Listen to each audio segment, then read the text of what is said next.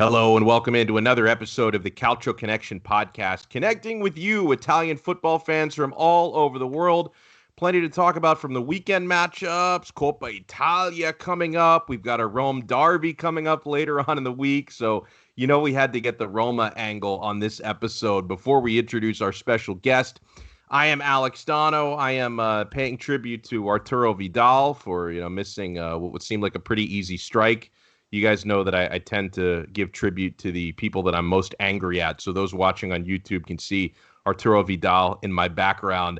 So obviously Inter and Roma's midweek draw or weekend draw will be a topic of conversation today. Lazio win again. So let me introduce everyone's favorite Laziale, my co-host Jerry Mancini. Jerry, 2 in a row for Lazio, 8th on the table, but you'll pass Sassuolo any day now because they continue to drop points. How are you, sir? I'm good. I'm good. Lazio finally put in a great performance, and if I'm a Romanisti fan, I'd be a little concerned only because I feel like this team got Lazio at the wrong time this year, where they're starting to turn the corner and they're starting to show confidence and momentum. Their performance against the Parma side, who has struggled this year, but nonetheless, Lazio showed up and did what they had to build something going into their game against Roma, a pivotal win, like Sergei Milinkovic-Savic said. It was like a building step where it's been an up and down year where Lazio has shown to be good, shown to be poor. There's no in between with this club this year, and coming off a decent performance against Fiorentina, and then prior to that, Genoa, where they really suffocate you with their defense, and they only managed to get a draw, and then all of a sudden you go against a side who just brought back Roberto De Versa, and I thought that Parma was going to come up much better. They looked good. They looked good in the match, but I'm just happy it was 90 strong minutes from Lazio, and now you go to the Stadio Olimpico against a Roma side who's looked good this year as well. And you're going to get two sides who are going to battle it very hard. So Caicedo continues to impress. 2 straight games with the goal, stepping up when Immobile doesn't score. Luis Alberto scoring more than assisting. I'm very shocked on this one. I would never have assumed that he would have more goals and assists this year, but that's been the case. So overall, great performance. I'm very happy to see that Lazio finally beat a lower-end team with not much difficulty, and this can be encouraging moving forward. Yeah, so real quick, the results from Sunday. Verona, the 2-1 victory over Crotone. Lazio, as Jerry just talked about, goals from Luis Alberto and Caicedo, 2-0 over Parma. Napoli didn't play particularly well, but they escaped against Udinese with a 2-1 victory. Fiorentina, 1-0 over Cagliari. Juventus against a 10-man Sassuolo ended up taking a 3-1 win. And a game we're going to start off talking about before we get into the Rome derby this weekend. Roma and Inter finish in a 2-2 draw. Can't say I didn't predict this one because now 6 fixtures in a row, Roma and Inter draw every single time, and it's usually 2-2. There's something about the 2-2 scoreline between these teams that almost ends that way. And before I give my 2 cents and air some of my grievances on Conte, let me bring in our special guest for this episode. You know him, you love him, does a great job on the Chiesa di Totti blog, covering Roma like no other. Steve Sciavillo joins us. Steve, how are you, man? I'm doing well. Thanks for having me back on. Another draw. Can't say I'm surprised either with the way things have gone. It seems like it's always some late drama, too, after last year we had the Spinazzola hacking. Can't remember who was the bot. Victor Moses. Moses on that botch clearance, and now we had the late goal yesterday. So I guess it works both ways. Both teams giving away goals late in matches against each other. Yeah, I mean, it just went. It was so predictable the way that the ending went in that game. I knew that whoever had the lead first would end up, giving up the late equalizer. I know that Jerry was very disappointed in me. This was another early morning game, and I committed an act of silent protest because I've woken up at 6:30 to watch Inter enough times this year, and coming off a brutal loss against Sampdoria midweek, I was telling Jerry for half the week, I'm not waking up again at 6:30 for Inter. And by the way, I knew I wouldn't need to because it was going to come down to the second half. Like, it's not like the game would be decided by halftime.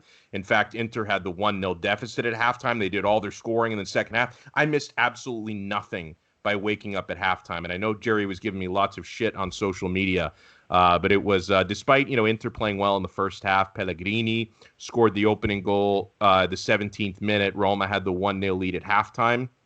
Milan Skriniar scored a header at the 56th minute to tie it up. And unbelievable goal in the 63rd minute.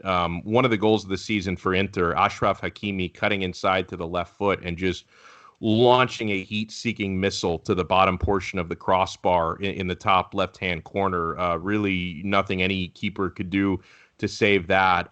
Was a beautiful goal to take the 2-1 lead. And then substitute management got a little bit questionable in the late stages, and I would love Steve's take on it from a Roma perspective. So I certainly had a feeling that Inter nursing the 2-1 lead, the 1-goal lead, once you got around the 79th, 80th minute, I really had a feeling, because a lot of Interisti would think, hey, it would be really nice to bring on a guy like Stefano Sensi to add sort of another dimension into that midfield and maybe help create more scoring chances. But I had a feeling that Conte was not going to use Sensi to nurse a 1-goal lead. He was going to go more defensive. He ends up taking Arturo Vidal off, due to injury. And again, Vidal's fitness has just been really, really poor for the last couple of weeks. And he brings on Gagliardini, not Sensi. And then the substitute that had Interisti furious. And the irony of bringing on Alexander Kolarov to close out the final stages of the game. He brings Kolarov on as well in the 82nd minute. Of course, Kolarov, a former Roma player, mid-30s, and unfortunately has been a disaster at Inter. We haven't seen him in a while. He was out for a stretch with COVID, but early on in the season, Kolarov had some disaster classes, and you can certainly point him as one of the people responsible. As Inter just, in the final minutes after making those substitutions, couldn't keep any possession, looked exhausted, had no shape. It really became a shooting gallery for Roma, and they were unlucky on a couple of chances, and Handanovic made some good saves, but I just felt like it was a matter of time before Roma scored the equalizer. And credit to them for doing that. It was a Gianluca Mancini goal at the 86th minute, and the game ends up finishing in the 2-2 draw. So, Steve, from your perspective, and I certainly, I don't want to make it sound like by blaming Conte, like I'm not giving credit to Roma. Roma had to earn that equalizer and earn that result. But from your perspective, how did you see those final 10 minutes or so after the Conte subs, and Roma were really the only team attacking at that point? Yeah, I mean, from a whole match perspective, what was disappointing from a Roma perspective was that Roma, the first 30 or so minutes, was the aggressor, and they really were the team that was deserving of the 1-0 lead at the half. For the most part, they outplayed Inter, I thought. But for whatever reason, Roma decided to be less aggressive come the 35th minute or so, and then came back to bite them with the 2 goals they gave up. And then it seems like they flip-flopped roles. Once Inter went up 2-1, the game flowed back the other direction. It was like an ebb and flow kind of feel to the game. I don't know why Conte took his foot off the gas. I mean, that seems to be the Conte thing after watching him coach quite a few teams now and the national team and everything. He's one of those old school Italian managers in a sense where he likes to just kind of, get the lead. You're down to the last 15, 20 minutes, just grind it out and get the W. But, as we saw yesterday, after those subs, Roma were the aggressor. The last 15, 20 minutes, Roma looked like they would score. I was hopeful that they would score. I didn't feel like they were going to definitely lose that match 2-1. Sometimes you just feel like you have no chance of scoring. I felt like they had a chance yesterday. And after they scored, even though there was less than 10 minutes left, I wanted them to push for a third goal because I felt like they had the momentum. And like you said, Handanovic made a great save on Mancini right before he scored with the header. I wasn't surprised, though, by Conte subs. When he brought on Perisic for Lautaro and Gagliardini for Vidal, those felt like his type of subs where you bring on the more workmanlike player rather than Sanchez and Sensi would have been the other option. So I can't say I'm surprised by it. The Kolarov sub, I don't know. Was Hakimi that tired with 10 minutes left in the game? I can't tell you. I'm not, I wasn't on the field with him. I wasn't him. But, yeah, it doesn't seem like the best sub to use at that point. But, the thing with Kolarov, and we saw it in Rome for the past couple seasons, is he had certain assets that kept him on the field with Roma from a more offensive perspective as a left back the past couple of years, especially his free kick ability. But from a defensive perspective, he's not the guy I'd want being subbed in late in a match. He's not the player he was when he was on Lazio and then on Man City from a defensive perspective. Great going forward, but, at his age now, I don't see him as the solution defensively. He probably would have been better off keeping Hakimi in. Mm-hmm. But the other Conte subs just seem to be his MO kind of sub. So you can't really say you're surprised by them. I guess he just wanted the more defensive work rate from the Gagliardinis and the Perisic's rather than a Sensi, who's more of a ball-playing midfielder, I guess. But I can see why, from your perspective, you're disappointed in it. Yeah, and I think there's, I don't know, there's probably a little bit of disappointment on both sides, especially you mentioned how the game ebbed and flowed so much for whichever team had the one-goal lead. They'd take their foot off the gas. Now, obviously, a point for both sides is really not a terrible result. I mean, I guess, for Inter being in second place, they just have the misfortune that even though they were recently on a 9-match winning streak, Milan are just not dropping points. Mm-hmm. So you lose a little bit of ground in the Scudetto race now, 3 points back of Milan. But a point at the Olimpico is not a bad result on paper. And for Roma, same thing. I mean, a point against Inter, they stay. Juventus is breathing down their necks now, but still comfortably in the top 4 at third place for the time being. So it's not a bad result, but I think probably, Steve, both sides can have some regrets. I mean, do you come away from that match feeling like, hey, it's a good point and a fortunate point, or like you said, in the final minutes, it was really Roma were on the front foot? Are you disappointed not to get more out of that game? Yeah, so the way I look at it is, on paper, it's a good result. You're playing Inter, who's a better team than Roma on paper. For all intents and purposes, Inter's a stronger side. Same thing happened to Roma earlier in the season when they played Juve early on. They had Juve 2-1 up a man, and they let the match get away in a draw. And before the match, if you told me a point, you'd say, okay, a point's a good result against these teams, even if it is at home. But after Roma was up and playing so well for 35 minutes, the way they ended up giving up the 2 goals was a bit disappointing. So in the end, after they went down 2-1 and they were the team that got the tying goal, I guess it's still a good point because rather than the Juve match where they were the team that gave up the tying goal, they were the team that got the tying goal. So I guess it's a good point, but certainly some regret with how they approached the match once they were in the lead, that they didn't go harder for that second goal.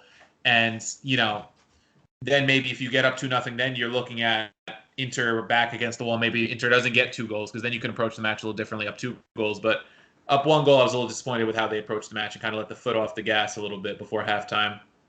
Jerry, I'm curious your view from an impartial standpoint, and I know you like to watch quite a bit of Inter because you like to engage in banter with me, and I know you were scouting Roma since you have Roma versus Lazio on Friday. So what was your perspective on that 2-2 draw? They both fucking suck. Not joking. I just want to say that. Firstly, I wake up for every 6:30 game on a Sunday, believe it or not. Just by the way, just a good man. I needed my beauty sleep that day, and it's crazy because instead of waking up at 6:30, I woke up at 7:20. But it makes a big difference. Like at that time of the morning, 50 minutes makes a huge difference. It does, because when I get to the 2:30 or 2:45 game, I'm fried. It's a struggle. It was a struggle to watch that Juve game yesterday, but. In regards to Inter versus Roma, I don't think Inter played a bad first half. We would be talking differently if they converted their chances in the first half. I think that's the difference. I don't remember what chance they had. A few good chances. That's all I recall. I think the Lukaku one that Paul Lopez made that save on was big. Yeah, that was huge. There were chances that I'm 100% with it. You'll be talking about, wow, they did play good in the first half. I think the difference was that they didn't capitalize and Roma did. And as soon as Pellegrini scores in the first 20 minutes, it kind of shifts towards Roma's favor, and all of a sudden the momentum's there. And Inter just goes gone after the first 20 minutes. Now, I noticed that Brozovic got the 2 assists that I didn't even notice. I didn't even know that he got 2 assists in this game personally. But I thought he was poor. I thought he'd give the ball away. No, I thought he was pretty good, I Brozovic. think so. I think his passing was just so off all the time. I just kept on watching him give the ball away. Personally, maybe I saw something different. I just wasn't that impressed with him. Barella looked like he was struggling. I thought that Veretout looked really good for Roma. Wow, this guy, another life that was saved away from Fiorentina and brought to Roma. That we always talk about how Fiorentina players, they just come back from the dead and they just flourish much better with other teams. And Veretout just really stood out to me. What a challenge on Barella. That was game changer right there. And I don't know. I just think that he really covered the space pretty well. He was pretty engaged. It's the little things that you sometimes don't notice, and that's something with Veretout that has really helped Roma this year. Probably I haven't watched enough Roma, but just watching that game, it seems as if he's really developed his game over the season compared to last year, and that's something that Roma has always struggled, is someone who can really control the midfield, someone who can attack. And he's really done a good job there. In regards to Inter, I thought the second goal that Roma scored was a foul. Personally, that's just my opinion. I'm just being neutral on this game, not being a hater against Roma or anything like that. I just feel that Skriniar was kind of impeded and kind of pushed off for that ball. I know people will have different views, different takes. You can look at both ends. Well, if I'm not mistaken on that one, and again, like if I wasn't expecting them to call it, I do think by the letter of the law, if they really wanted to, they could have called it, and I think a couple of the Italian newspapers said that. So you're not off base on that, Jerry. But certainly in the moment, that's the kind of thing you see referees will let a lot of that go, unless it's Milan involved. If it's Milan, the call gets made. I'm just throwing that out there this year. But no, I wasn't expecting to get that call. Didn't Martinez and Lukaku had a few chances as well in the first half? And Martinez also had one where I think a couple of the newspapers said it was a nice ball played by Lukaku, and one of the Italian papers thought that Martinez was fouled. That was another one where maybe if you watch the super slow-mo, like the back of his leg got kind of kicked. In live time, I didn't whatsoever think it was a foul. I just thought it was a poor finish. He got the shot off too pretty cleanly before the Ibanez came in. Yeah. And then I also forgot that Kumbula didn't play yesterday either. No, Kumbula is their fourth center back at this point. As good as he is, that's the thing. Roma's center back situation is very good right now. I mean, Smalling had a very strong game against Lukaku, I thought. And then Mancini and Ibanez. Ibanez was actually pretty quiet yesterday. He's been arguably the best one this season, and that was one of his more quiet games yesterday. Mancini, I'm a big fan of Mancini, so Kumbula will get his games. It's just that he has a tough trio to beat out for playing time if everyone's healthy. To me, this is my preferred trio. But Kumbula is 20 years old, I think. So they've got a nice young core. Yeah, I thought Mancini was really good yesterday, and I like how he's really effective on both ends of the field, not just on the defensive side. Yeah, he scores a lot. I remember when he was at Atalanta before he arrived at Roma, and he was I think he might have been like the top scoring center back before he made the move to Roma. Like he was scoring a ton of headers. I thought the biggest glaring issue on both sides was goalkeeping, though. When I was when you guys were talking, I was just thinking about this, and Paul Lopez is horrendous. I remember when John Solano did a podcast on Paul Lopez, and he was supposed to be this next big thing coming from La Liga, and I forgot where he came. I think from Real Betis, if I'm not mistaken. I think Betis. I think so. Betis, and I heard his podcast, and they hyped him up how this was supposed to be finally a goalkeeper that can come into Roma, where they've always struggled in that area, and finally has someone who can give them some good presence in the back. I thought he was terrible yesterday. Believe it or not, that was actually one of his better performances of late. Yeah, he was benched for Mirante for a while. He's only playing because Mirante's hurt, but those two saves he made on Martinez and Lukaku were huge. Yeah. But that's how low our standard has dropped for him on the Roma side. Jeez. I didn't like. And meanwhile, Handanovic hasn't moved since 2018. Did you see how he reacted after the first goal and he was snapping at his defense? Dude, it's funny you say that, Jerry. It's funny. Like that's his new move. Like his move last season was when he would freeze, like he would do his mannequin challenge thing that he does, and he would just sort of look like he was in a coma after that.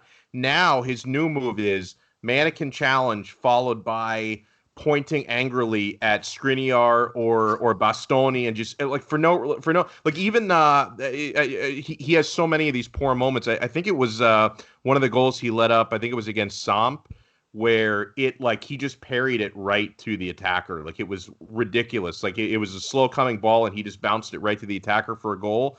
And it was clearly his fault. And then yet he points at Skriniar to like yell at him. Like, dude, for what? It's like a reflex at this point. I like Skriniar. I think he's been I think Inter's most improved player of the season compared to last year. Yeah. Where I forgot who they casted out that didn't fit into Inter. Godin. You have a guy like Godin who just didn't work out and didn't adjust, whereas Skriniar just he adjusted to the back three, and now all of a sudden you got a player who can play in a back four and a back three. And if he ever were to be sold, that's a big chip sale there. Like you can really use that to gain extra money for him. I think that he has some upside to him now.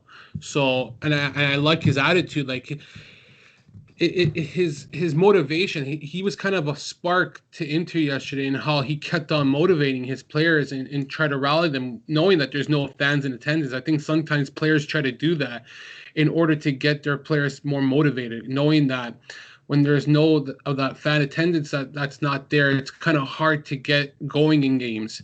I have a question for you, Steve. Are you concerned with Dzeko in any way? Because I kind of felt like as the game progressed yesterday, he kind of dipped off and looked a little tired, fatigued. Mm-hmm. And I'm just curious, is he hurt? Or is it just that he's been overused? And if that's the case, you got an Inzaghi problem here, I'll be honest, because you got two managers thinking the same, where you got Borja Mayoral, and he's on loan, and you're not using this guy who is there to take away Dzeko's minutes. And I know a lot of Lazio fans don't like Dzeko. I'm one who thinks Dzeko's a top striker. I don't know, top five. I'm always going to rate Immobile ahead of him because I'm biased. I love Immobile, but I still think Dzeko is one of the best strikers in Serie A.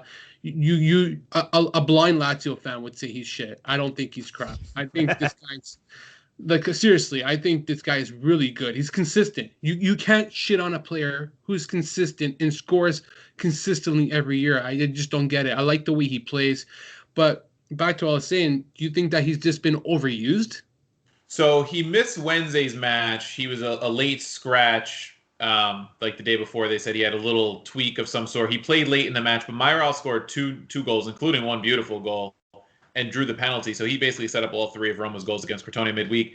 I'm not surprised Dzeko started, because in a big match against a team like Inter, you're going to start Dzeko. He's your captain. He's your veteran. He scored 120 some odd goals for Roma, whatever it is.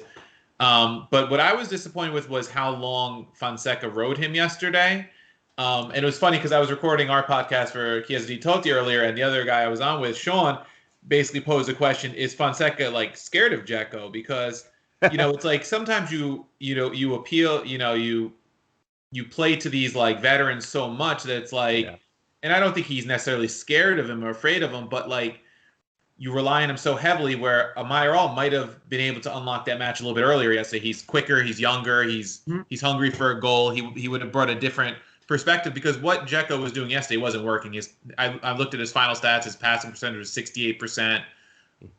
He only had one shot, and it was off target. He's usually a volume shooter. He usually puts a lot of shots off target. He's not the most accurate shooter, but he scores based on volume a lot of the time. And he wasn't doing any of that yesterday. I don't know if whatever his issue was midweek carried into this, or if he was fatigued or what it was, but it was one of his worst performances of the season. I like you. I rate Dzeko. I still think he's a very valuable part of the team. Absolutely. But, I think Mayoral sooner or later deserves a chance against a bigger team. I just don't know if it's going to take like a Dzeko injury or something to get him on the field against like a top 6 type side, because, most of the time you're going to start your veteran captain striker. But I think even in a match like yesterday, okay, start Dzeko, but if he's poor for 60 minutes, give Meyer all 30 minutes rather than 2 at the end, whatever it was, especially after he's coming off such a good performance midweek. Yeah, you bring it up that I kind of realized that it was just a really quiet game from Dzeko. I mean, that's usually a player I fear. Like usually anytime Dzeko was on the pitch, if he's not scoring himself, he's doing something incredibly creative to facilitate a teammate. And I can't remember, at least not in a matchup against Inter, the last time I've seen a Dzeko performance that was that quiet. That was quite shocking. Guys, before we preview the Rome derby, I know that Jerry and Steve are both chomping at the bit for that. Wanted to ask you guys a question. Your thoughts on the Scudetto race from this point forward. Now, Milan pick up another victory at the weekend. They had a 2-0 over Torino. So Giampaolo missed his chance at revenge on Saturday. Milan got it done. Rafael Leao, Frank Kessie on a penalty. So Milan stays, of course, top of the table, and they gain a little bit of ground on Inter, dropping points. So it's Milan with 40 points, Inter in second place with 37, Roma 3 points behind Inter and 6 points off the top at 34. Juventus picking up 3 more points. They're at 33, so that's your top 4. And then you also have Atalanta, who are just momentum, just building for them, 31 points. Napoli also at 31. Sassuolo 29. Lazio 28. And I know that Jerry was surprised when we were talking, guys, in a chat earlier, and Jerry was a little surprised when I mentioned that, despite, Milan continuing to pick up wins and continuing, they did lose to Juventus recently, but continuing to pick up points in most of their games. And being 3 points on top of the table, that according to odds makers, Inter are actually still at this moment favored for the Scudetto at plus 160, meaning a $100 bet would win you back $160. Then Juventus in the second spot at 225. That's my personal pick for the Scudetto. I picked them preseason. I'm going to ride with that. Then you've got Milan at plus 350. Then there's a really big gap after that. To the point where you almost question if some of the teams a few spots beyond Juve are maybe being disrespected a little bit. Atalanta at plus 1,200, Napoli plus 1,400, Roma plus 2,000, Lazio plus 6,600. Maybe, Jerry, if you want to throw $100 on Lazio, you could win over $6,000 in return for that wager. But what do you guys think? Because I know that Jerry, and I'm not sure about Steve, but Jerry, you were a little bit surprised that Inter are still the betting favorite for the Scudetto. Do you think it should be Milan, or should it even be Juventus? That's a good question, actually. Now you say Juventus. I go with Milan only because of what they've been able to prove dating back to last June, and having only lost 1 game in Serie A over what span of 28 games, which is ridiculous. The form that they're showing, the consistency they're showing. Now these odd makers obviously have their formula and how they come up with their stats and what they build around it. So there must be something that's put into it. The probabilities. I'm guessing, and also money coming in. So maybe if there's a lot of money coming in on Inter, that may improve their odds. Something's maybe like edging the Sharpies or whatever you call that shit. But I'm no gambler anymore. But I would say what benefits Inter still is that they only play 1 competition at the moment. It hasn't benefited them yet because everyone's still playing the same amount of competition games with Coppa Italia. It's Serie A being midweek right now. We would have to see come February when we start noticing those extra Europa League games from Roma, for not just Roma. I'm just saying like Milan. I'm actually curious about Roma because I thought they were pretty. They were the one team that really benefited the most when it came to European competition because they had already got their first place spot and down-packed it very early and didn't have to really worry about rotating their squad for like 1 or 2 matches, which really helped them, I believe, People probably don't look at that, but when you don't have to really be worried about having to go into the group of 32, that really helped them. Whereas Milan was still trying to get that first place spot. Inter went to all the Italian teams in Champions League basically went down to the last day to make sure that they were getting a top spot or trying to get in. So now we go into February, and now all the Italian teams who are in the European competition once again need to be worried and have to rotate their squad, figure out what they need to do. It's not what it was before. And then you have Inter, who doesn't have to worry about that. But at the same time, you start thinking that can Inter take advantage of this? And Yeah. I thought last year Lazio did a good job of taking advantage until COVID-19 struck. Had that never happened, I do believe that Lazio would have won the Coppa Italia. I think that Inzaghi had it all planned out. He had the right starting 11. He rotated for the best players.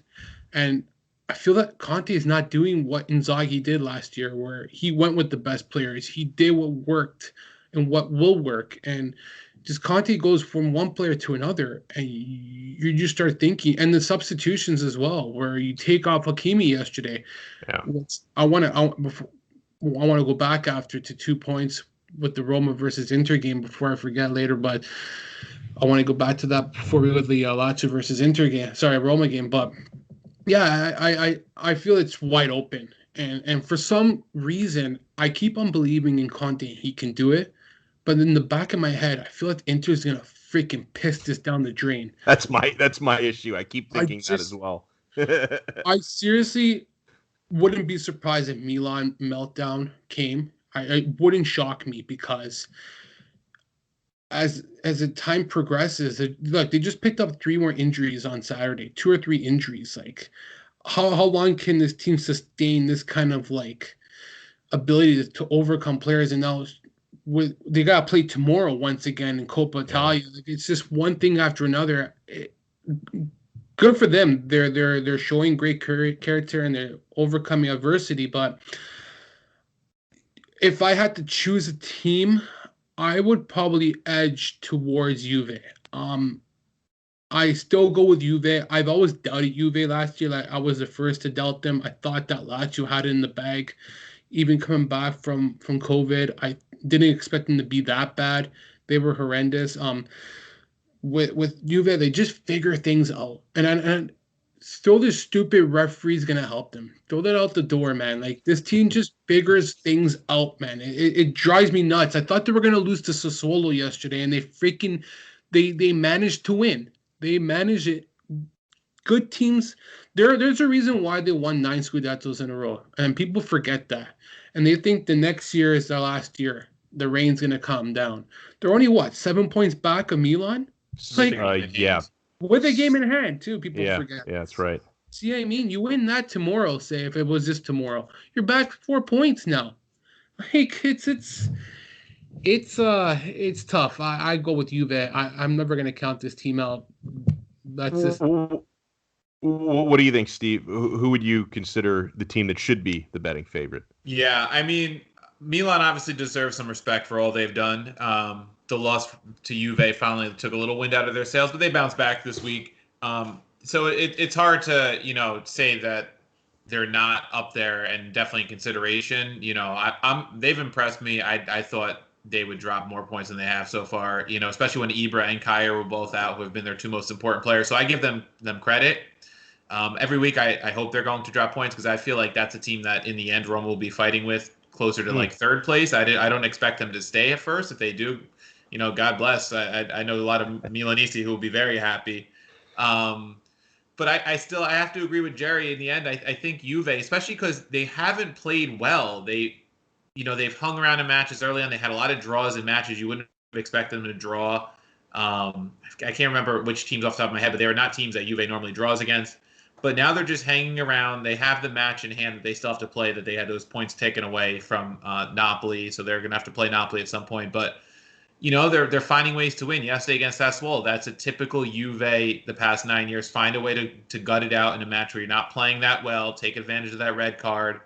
Because after Sassuolo got the tying goal from DeFrel, I was like, oh, maybe Sassuolo has a chance to at least pull the draw to this match. And then they found a way late. And I just feel like they're improving because they're starting to gel a little bit more. I know they've had some injuries now lately, though, because I know Chiesa got hurt yesterday, McKennie got hurt, Dybala got hurt. They've been dealing with De Ligt has COVID, so they're going to be a little shorthanded against Inter on Sunday. So if Inter was ever going to make themselves, I don't know if we could say the favorites at this point, because they still will have a gap with Milan no matter what Milan does this weekend. This is their chance to prove that they are legit title contenders, I think, because playing Juve while Juve is a little bit wounded gives them a big opportunity to put distance between themselves and Juve and keep the pressure on Milan, especially, like Jerry said, an injury-riddled Milan team of late. So, but in the end, especially if Juve can pull out a win on Sunday, I think Juve has to become the favorite. But I could see why the odds makers do favor Inter at this point, because, like Jerry said, I think the European thing is big. We saw with Lazio last year. They crashed out of Europa League. I think in some ways, in Inzaghi's head, probably he wasn't very upset about that because he knew that was his best chance to hang with the big boys. And I think Inter, I was looking at the calendar, they played Milan on February 21st. That's like right in the area of when the knockout rounds are being played in those European competitions. Maybe you catch Milan after a European game on Thursday. It's a chance to maybe jump on them too. So the schedule could play to their favor in some ways too, but it's hard to count Juve out. No, you make some great points there, Steve. And for me, like, even though I don't necessarily believe Inter are going to win the Scudetto, I certainly hope they do. I think for now, the odds makers, I believe, have it right. Like in the case of Juventus, not being favored, being 7 points back in their current state and having a pretty catastrophic injury / COVID situation heading into the Inter match, I can get it why Vegas doesn't have a whole lot of belief that they're going to win that game. But like you said, if Juventus shorthanded do beat Inter at the weekend, then I think that's going to be a pretty seismic shift in the odds. If Inter drop all 3 points in that match, I don't believe they'll still be Scudetto favorites at that point. I think that you're going to see their odds fall and Juventus either become the all-out favorite or, perhaps right behind. Actually, they'd probably be the all-out favorite because they still are given better odds than Milan, despite the fact that Milan are in first place. And in the case of Milan, I can understand why the odds makers don't favor them, because there's still, I think, a belief among a lot of the betting public that the other shoe is going to drop at some point, that the Cinderella story for them can't stay forever. They continue to prove a lot of people wrong every game they win, but there's still the reality is that this team, didn't even qualify for Champions League spots last season, and they've been holding on to first place with a very young team. So I don't think there's a whole lot of belief. We're not even halfway into the season yet. So I just don't think from the betting public, there's still a whole lot of belief that they're really going to win the Scudetto. So I guess for those reasons, and you guys also made good points about Inter not playing in Europe. I think that it is the correct handicapping decision to have Inter currently as the favorites, but and that's only going to be, I think, solidified by the odds makers if they do beat Juventus. But if Juventus win that game, then the Inter are not going to be the favorites coming out of the weekend. And Jerry, before we get to Lazio Roma, I want you to finish your thought because you said you had something else on the Inter Roma match, or the Roma Inter match, I should say. Yeah, Spinazzola, I think he was amazing yesterday on that side. Wow, he really controlled and all season. This is a guy who had injury problems at Juventus. And there was that concern, will he stay healthy with Roma? And this has to be one of the best signings that Roma has done in a decade, where they have spent insurmountable amount of money on players that they just struggle to sell and just become bums, no offense. Now, if I'm a Roma fan, Spinazzola, and Juventus is probably thinking, fudge, we let this guy go, man. Look what he's turned out at Roma. Well, and also Inter could have had him, but then they pulled the plug on that Politano swap. They could have had him last January. And that lit a fire under him, really. He's really stepped up ever since that broke down, that move. Is that what it is? I don't really follow these deals. You probably know better than I do with that, but I just think that Spinazzola's probably been Roma's best player this year. I would, if I had to pick a player right now. Outside of Mkhitaryan. You go with Mkhitaryan? Yeah. I don't, based on what I've watched personally, I don't look at just the goals. I see the overall play. I just think that dating back even to last year and going into this year, he's just been so consistent and a player who's been able to turn his career around and put that injury behind him, where that's not an easy thing to do either, right? Where it's always hindering in your mind, will it come back? Will it come back? And always being consistently injured with Juve and not showing that with Roma has really been a positive for this team, where they've had a lot of bad luck when it comes to signing players. So he really impressed me yesterday. I love his speed. I love the way his crosses are unbelievable. I think that he's one of the most accurate players on the left side who can deliver a good cross and always create an opportunity for Roma. And his backtrack is also good too, along with Hakimi. Hakimi had a good game as well. Big mistake taking him out of that game and bringing in Kolarov. But at the same time, I don't just fault the substitutions. They did play a part where they did hurt Inter, but as soon as they got that second goal, they had already taken the foot off the pedal, man. Like they just stopped and went cruise control. So it did contribute well before the substitutions. The substitutions just added on to I know that, but my thing was at that point, they looked exhausted. They were giving up a ton of possession, so that's why I thought that bringing on somebody like Sensi who can actually add a spark to the midfield, I thought could have changed the complexion of the game instead of bringing in your guy Gagliardini, and then the Kolarov move for Hakimi was a disaster. So I totally agree with you that after Inter scored the 2-1, the momentum shifted for Roma. I just thought Inter could have taken some of that back by making a substitution that could have kept a little bit more possession and created more. I don't think the Gagliardini move was bad. I think the Kolarov move was bad. That's what hurt them. I think Gagliardini is really good in that role, being up 2-1. He's more of a defensive kind of player where he can track back and just play that sound game. Whereas Kolarov can't even play defense. He can't play offense. He just doesn't do anything personally.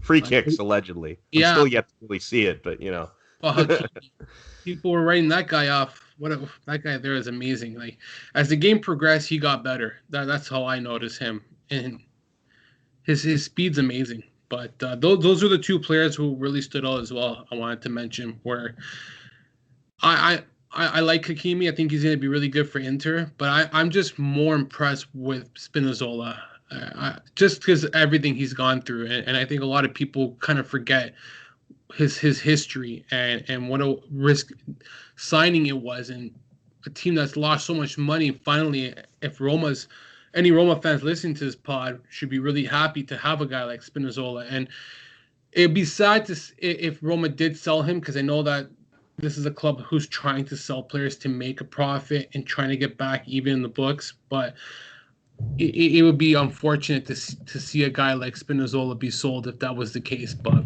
who knows what goes on with Roma. Steve will knows for that one. Well, let's move on, guys, to this coming weekend. We get a little treat getting a Friday Rome derby. Don't know how often that happens, but 2:45 p.m. Eastern, 8:45 p.m. prime time in Italian time. Jerry, I know that this is a little bit of an inconvenience on you personally because you work and you're going to have to haul ass out of work and in home to get home in time to watch the game. Let me get Steve's thoughts on it first, though, because I want to get your expectation for how the game is going to play out and a prediction if you want to. Steve, how do you see this shaping up, this very important Rome derby? So one of the things that's been a big talking point around Roma this season is they've beaten all the small clubs, all the mid-table clubs. They've had issues beating the big clubs this season. They've drawn Juve, they've drawn Milan, and drawn Inter now, and they lost heavily to Atalanta and Napoli. Those two matches, they're only two losses on the pitch this year when you discount the clerical error loss against Hellas to open the season. So they've only been beaten twice in the pitch, but they've drawn those other three. So against those five big sides, they haven't won a match this year. So Fonseca has this monkey on his back where Fonseca can't beat the good teams. Roma's in third. That's all well and good, but they can't beat anybody good. In my opinion, this is the quote-unquote big team that Roma has to beat. Lazio has been the weakest of the big teams so far this year based on results. And they need to win. Like, you can probably qualify for the top four by getting those draws against the big teams and beating everybody else, most likely. I heard the math somewhere where if you beat everybody else and you draw and you play at the same rate they've played through the first 17 matches, they would technically qualify based on the last 4 years of results or whatever it is. But you eventually have to beat somebody. And I think this is the team they have to beat. I think Roma could beat Lazio. The derby is always very unpredictable. I'd be disappointed if Roma doesn't win this match. I think they have to ride that momentum from the Mancini goal. If they had lost against Inter, I'd be a little more worried. But that late goal, I think, gives you a better feeling going into this match where, they pulled out that tough draw against a top 2 team, and now they need to take the match to Lazio a little more than they took the match to Inter, I think, in my opinion. Can I put you on the spot get for a over score? This hump. Score? I'll go 2-1. Nice. Jerry, let me release the Kraken. Well, what are you thinking? Very important game for Lazio as well. What's your expectation? Do you have a predicted score? Believe it or not, as poor as Lazio has been, their best matches have been against the top 6-7 teams. That's what drives me insane. And that's why it surprised me how good they played against Parma on Sunday. And it's very encouraging to win going into the derby of how bad they've been playing in recent times. This is a team who's been out with up to 12 players in a game in Champions League and somehow managed to earn a draw. Comes Friday, it's questionable that Joaquin Correa could be available. He did partially train today. Sena Lulic had a full training session today. If he is to just be on the bench, that is a major boost. Not even being on the pitch, but just having your captain's presence around, I think, is very encouraging. It kind of gives an uplift to the team to know that he's there. He's a voice that can really help in the dressing room.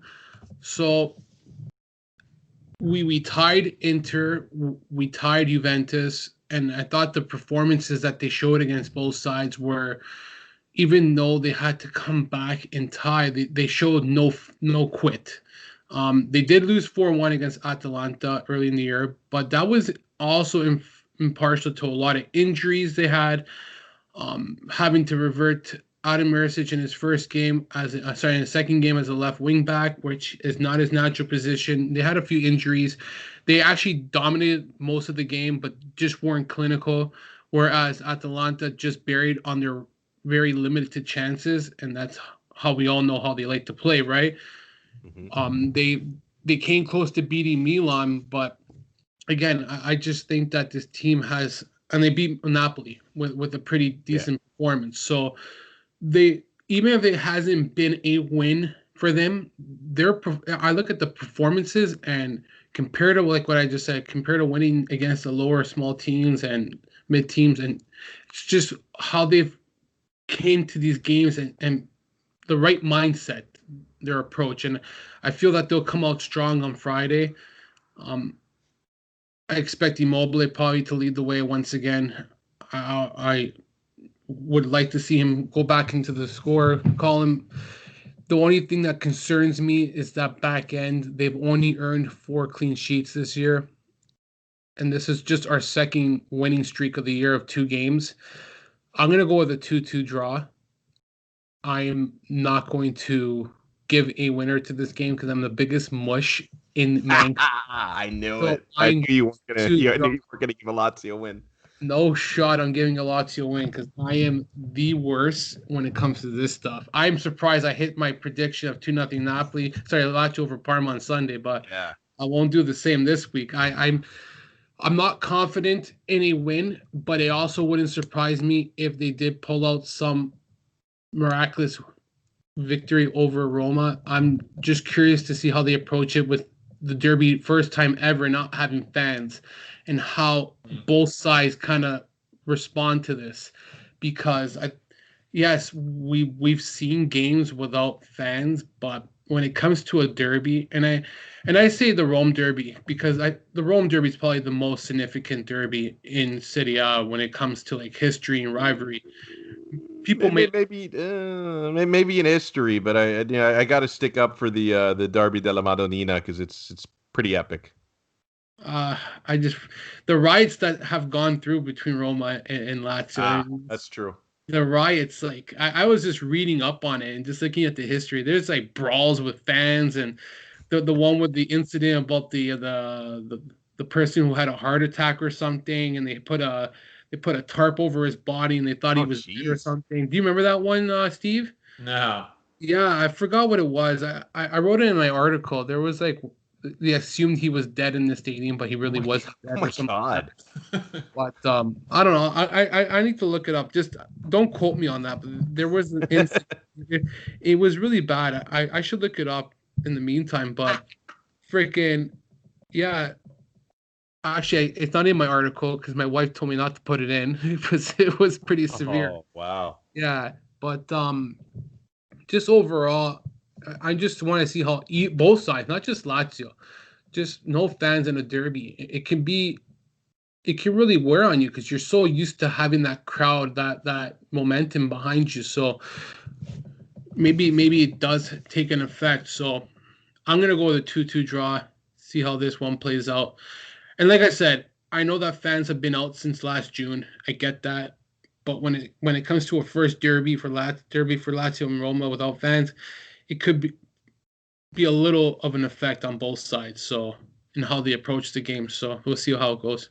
And I'm really struggling to pick a winner in this one. I might go draw as well, even though a thing for me is I kind of feel like in the with a packed stadium, I almost feel like it'd be more likely to get a draw because I think both sides feel a little bit more pressure. Whereas when it's an empty stadium, maybe you play a little bit more loose. But I don't know. I mean, Roma have done exceptionally well this year. Lazio look like they're hitting form. I have a trouble. I have a hard time picking between these sides. So I think I'm gonna do the from my perspective. I'll say it's a cop out because I'm neutral, but I'm still gonna say it's a cop out. I'm gonna go 2-2 draw as well.